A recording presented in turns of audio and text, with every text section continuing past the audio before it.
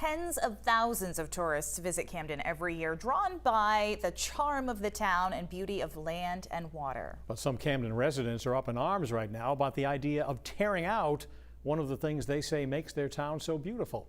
News Center Maine's Don Carrigan fills us in.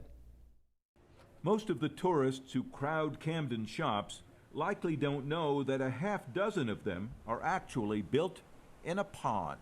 The pond created by the old Montgomery Dam, which in turn creates this. The waterfall, cascading year-round into the harbor, has become one of the classic images of Camden.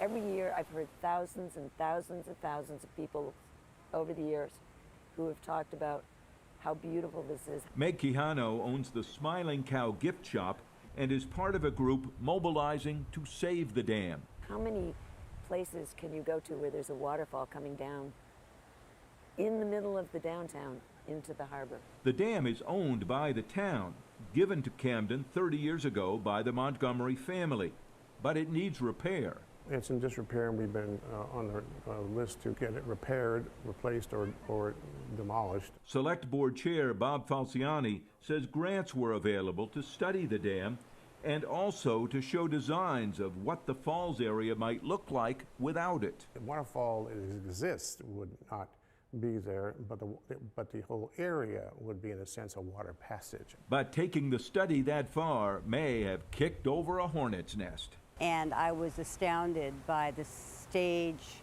they were at in the removal process. They've jumped to a particular solution and are pushing it like crazy. And so instead of having any public discussions about what are the pros and cons. Town officials here in Camden say they haven't made any decisions about the future of the dam.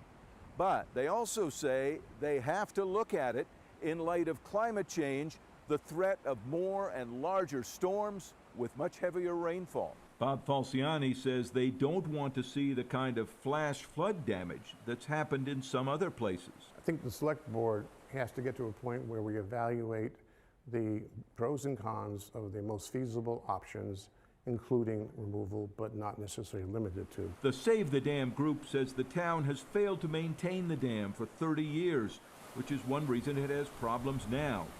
Tearing it out, they say, would do permanent harm to the town's beauty and history. We would lose something that's very precious to this community. Falciani says any decisions won't come until next spring and that voters will get the final say. In Camden, Don Carrigan, News Center, Maine.